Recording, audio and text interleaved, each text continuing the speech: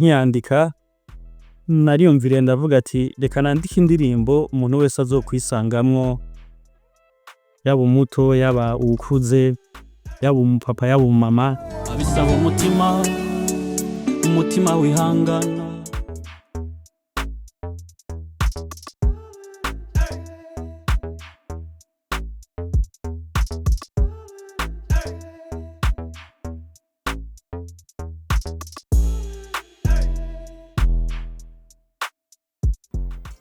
Amazina yanje nitwa Inkuru nk'amazina nawe n'abavyeyi, ariko kandi abenshi bazwi kw'izina rya Melanin Boy canke Gusto nk'akazina k'ubunyamwuga.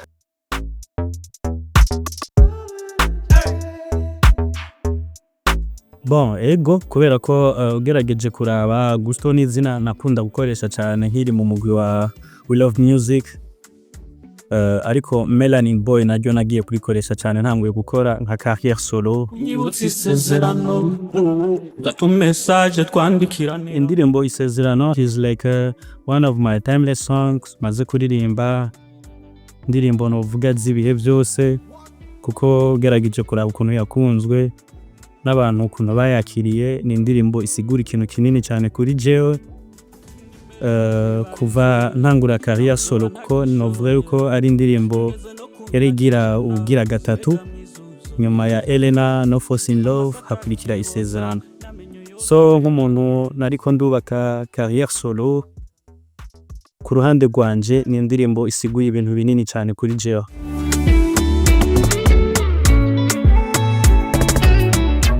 Ikirundi cyambere na mbere urumva yuko ndi umurundi kandi avuga ikirundi neza. Ibombaza ngo amatango ava he ngo mvuge ngo ava kwikinga. Hama ikindi naco nuko ikirundi no mu mashure nivyo nize kuko nize lettre. Ikirundi ni ikintu maîtrise cyane, nakuze mvuga muhira twakuze tuvuga. Byari binyorohera rero kuba no ririmba ikirundi gusumba izindi ndimi zose. Nibaza ko ikirundi kiranyorohera cyane kuko nka cyane arigo rurimi nakuze mvuga.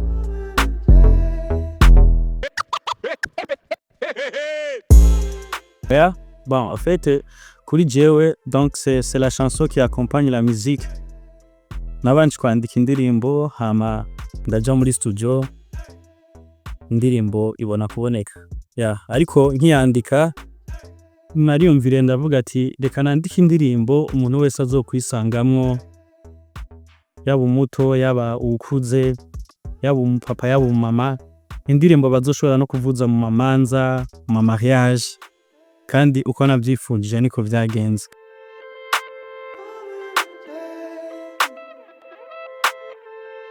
Novuga yuko vyanyoroheye kubera ko hagati yaho nari sanzwe mfise umuproducteur usanzwe dukorana cyane, amenyereye tumenyeranye, yumva ivyo nshaka before yuko ndabivuga. Dukorana muri climat nziza, dupartage ama idée, ibintu bikagenda neza. Rero je kuri jewe umuproducteur yaranyoroheye cyane kubera ko yari umuntu twari dusanzwe tumaze gukorana kuva kera, kuva nkiri mu mugwi gushika n'ubu ndiko ndikorana nka carrière solo.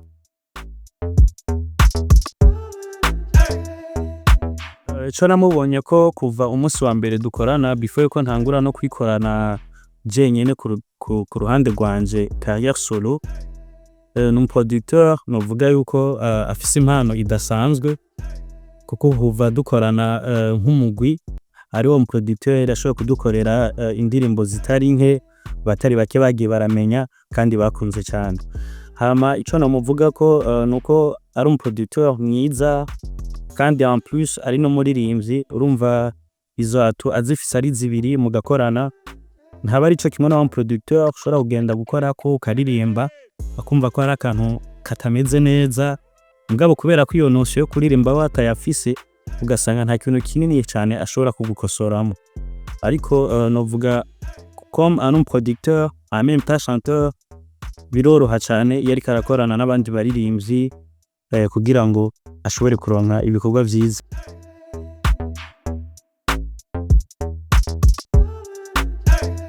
Jewe indirimbo sivyo ko ego yabaye explosive abantu benshi barayimenya niki, ariko nibaza yuko umu artist wese nta ndirimbo nimwe akora ariko avuga ati yayisuzuguye canke yagize iki, indirimbo zose uzikora washizemo ingufu nyinshi zawe aho ugeze.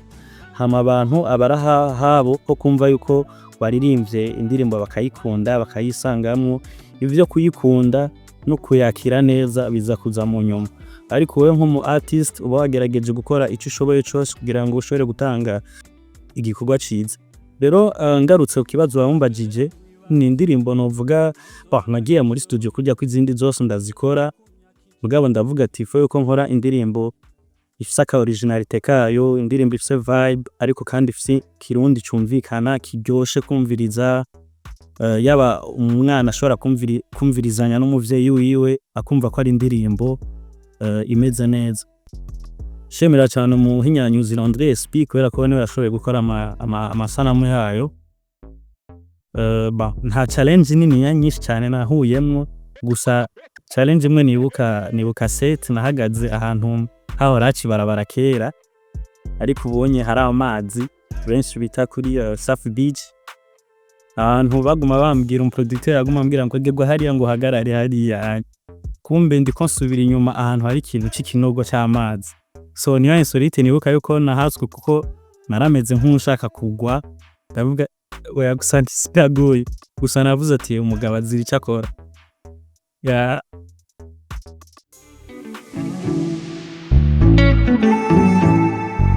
Isezerano ivuze ikintu gikomeye cyane kuri jewe kuko ugerageje kuraba even today abantu benshi bahinduye izina ryanje bavuga ati wa mungu w'isezerano, wa mwana w'isezerano. Donc deja yaramaze kumpa akandi kazina k'ubuhizi. Hama isezerano novuga ni indirimbo isigura ibintu binini cyane kuri jewe kuko imaze gusohoka apera nahuye n'ibibazo bitandukanye, ndagwara, ndamara igihe ntameze neza, ubuzima butameze neza. Ndibuka yuko evenement ya mbere natanguye gukora kuva nsohora iyo ndirimbo yari evenement ya Kigingi Sama Comedy. Ni evenement nini yagutse ngaha mu Burundi, twese ivyo turabizi. Buri muririmbyi wese afise indirimbo zimeze neza zigezweho aba yifuza kuba yobonekamo. Jewe Kigingi yarandondeye mugabo tuvugana before ubwa mbere ntaratangura kuremba cyane, ariko mu nyuma ndagwara ku buryo hasigara nka 3 jours kugira evenement ibe. Kigingi araza kundaba muhira arandaba arambwira eske uzobishobora, kubera yarabona yuko atanga uvu na nkenya afise niki. Nga ndambwira ati je nzobishobora.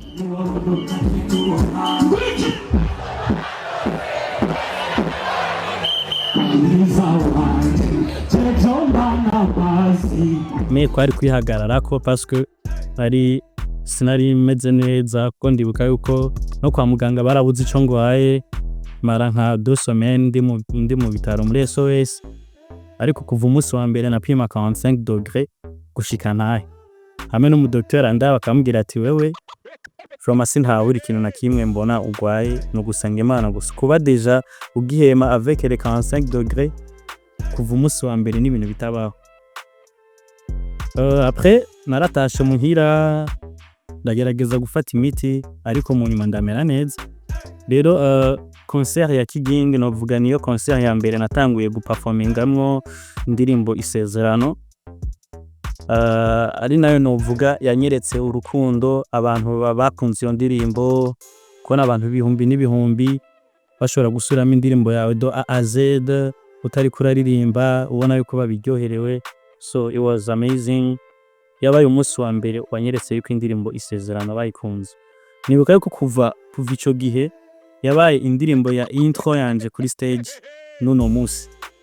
Kubera ko ni indirimbo aka melody gatangura akavuga ngo kagitangura uzumva abantu bose bakoma induru, umva deja ni indirimbo ifise signature yayo abantu bakunda cyane. So en général novuga yuko ari indirimbo isigura ikintu kinini yakurijeho.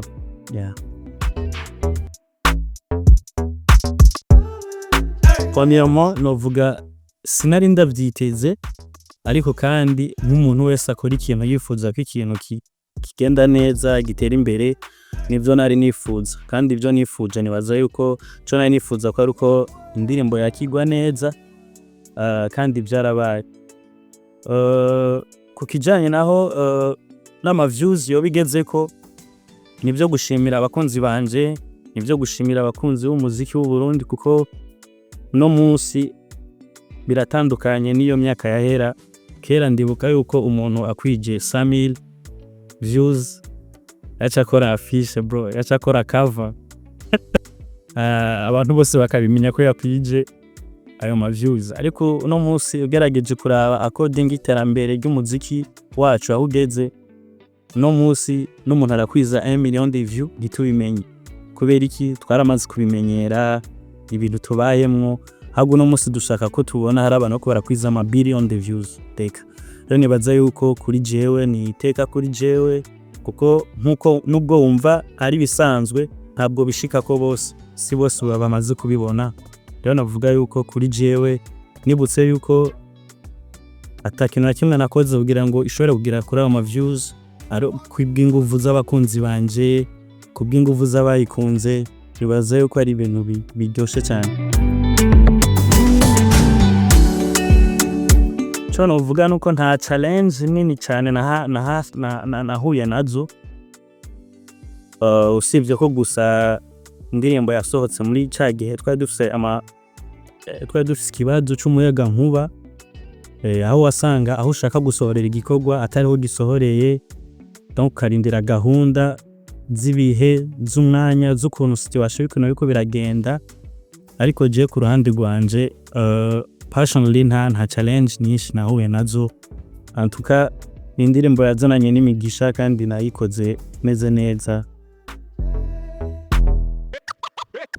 Iyo ni vie privée yanje, ntabwo ari ibintu nshira kuri réseaux sociaux.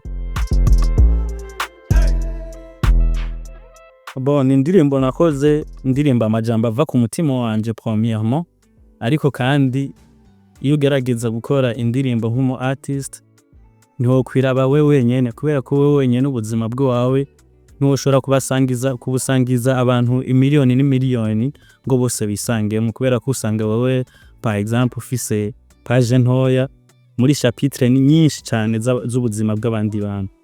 So rero ngerageje kwishura ico kibazo nuko hariho une partie nagerageje kuvuga ndavye nanjewe uko urukundo rumeze nibimaze kunshikira, ko nkubo ndirimbye ngo bisaba umutima wihangana, ndatabizi ko bisaba umutima wihangana kugira ukunda umuntu, kubera ko like murahura n'ibibazo byinshi, murahura n'ibibatandukanya, nta vyamavyera ngo de no musimba ubona ari abantu bagira ama mariage no musi kuvuga yuko vyamavyera kuva umunsi wa mbere barashwanye, barashavuriraniye, bararize, barihanaguye, baratwenze.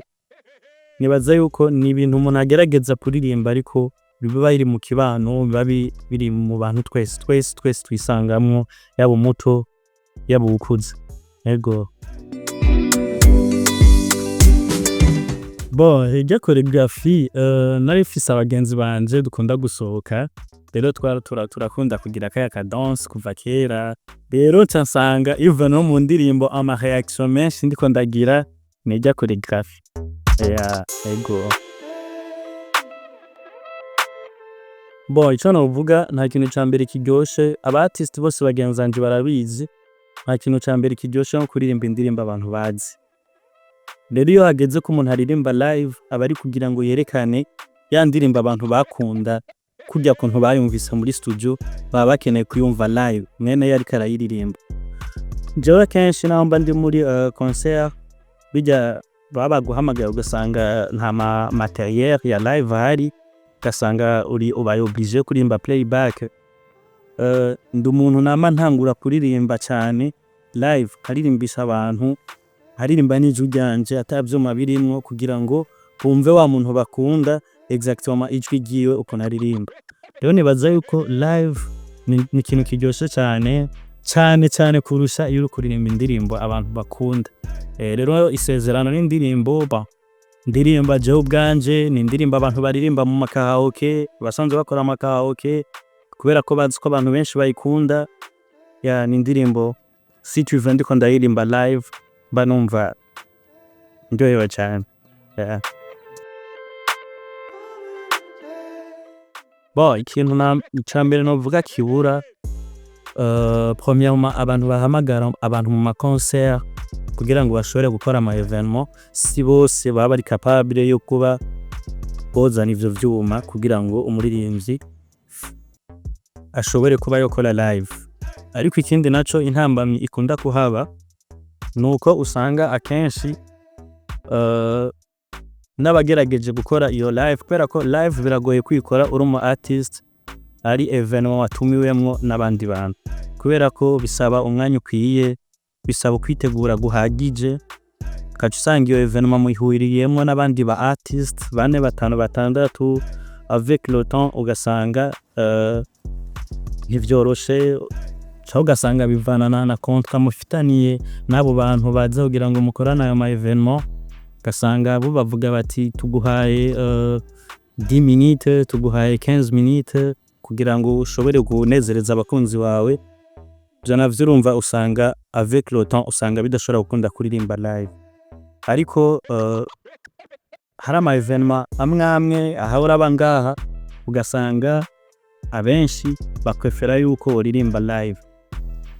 Nongera ndabatera intege cyane kuko live nico kintu cyambere cerekana hariho donc hariho umuririmbyi, hari umunyamuziki, nico cerekana umuntu like l'artiste complet, niko novyita umu artiste yuzuye, kubera ko ni benshi abakiti usanga muri studio baririmba icyo ryabo barihinguye ukumva ko n'abamarayika bagomba bakoroke kuri nose, mugabo hagera yuko aririmba live ukacuba desi. Ariko nibaza yuko ibintu byose birigwa, iyo ikintu gikunda naco kiragukunda, iyo ibintu ubikora cyane ukagira ama practice niki, haragera igihe nawe uvyisangamwo kabikunda navyo bikagukunda.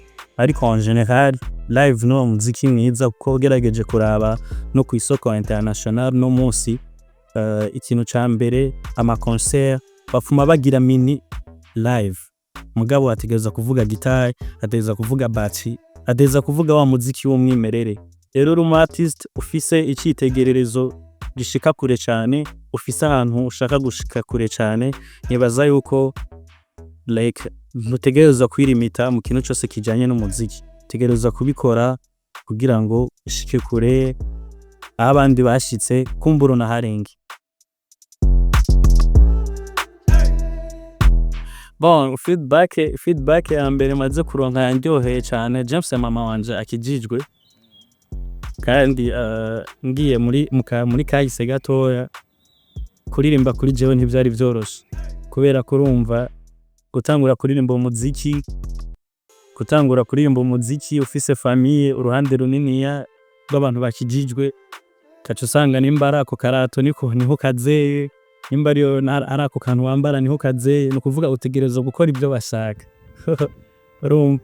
So namwe ndonka ama opportunity menshi yo gutangura umuziki nkiri umunyeshuri, ariko ndavuga oya sishobora gutangura umuziki y'ibyo ndimo no munsi uko ndabona ntivyonyorohera.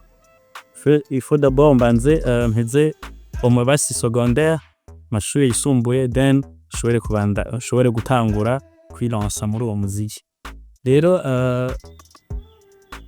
ko muhira batari bazi yuko ndanaririmba n'imiziki n'iki, mama wanje yama yumva bamubwira yego umuhungu wa skaririmba, umuhungu wa skari mu artiste akomeye, yego akumviriza imiziki kaba biraho nyene tu. Mugabo indirimbo ISEZERANO imaze gusohoka niwe kenshi niyo nshavuye no munsi yamakunda kumbwira ati so aririmbye ngo bisaba umutima wihangana. So ni ikintu baza yuko ni ikintu kindyohera cyane kumva yuko ushobora kuririmba ikintu muvyeyi kikamukorako, naho nyene nawe yoba ashavuye kakaririmba umuhungu we yaririmba kakamufasha, we nawe byashika ukanashavura akakwibutsa ati ibuka ubutumwa urutanga mu bandi bantu. Nibaza yuko kuri jewe ni indirimbo isigura ikintu kinini cyane. Hama part y'ivyo ni indirimbo amaze kuronka ama appel menshi yaba papa yaba mama, bambwiye ati twebwe twari tumaze imyaka n'imyaka tudacana uwaka na madame, ariko indirimbo yawe yaratumye dusubiza hamwe, yaratumye foyer isubira kuba foyer. Genre biba biryoshe kuko iyi muziki dukora biraryoshe iyo ukora ikintu gifise ico gitanga, gifise ico cigisha, kuko kuri jewe umuziki sugupfa kuririmba gusa, no, nawe uri kuririmba ikiyeri tangamo message, nawe uri kuririmba akiri tangamo message. Umuntu niyumva indirimbo aze kumva ati wow, ibi bintu birafise umutwe, umutumba, amaguru. So nico ngerageza gukora.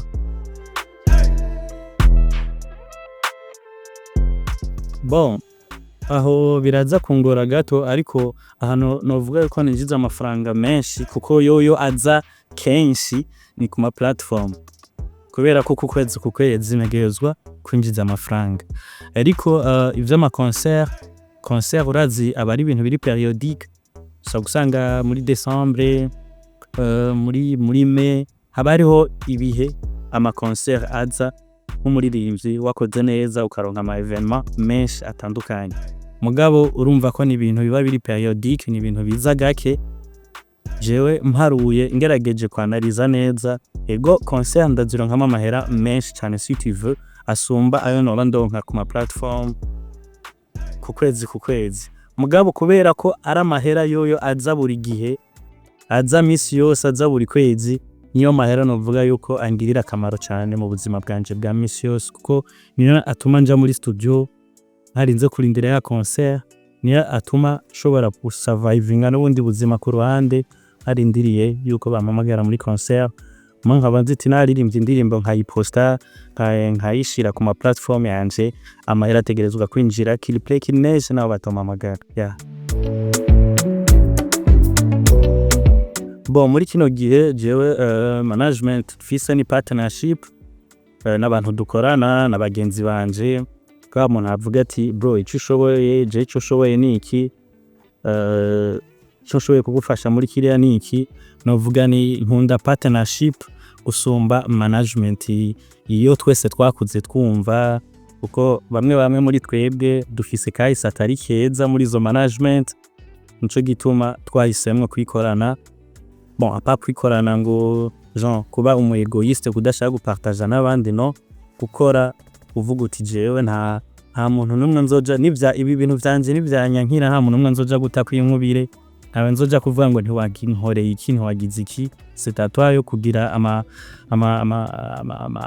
business plan yawe yuko ibikorwa vyawe ushaka ko bigenda.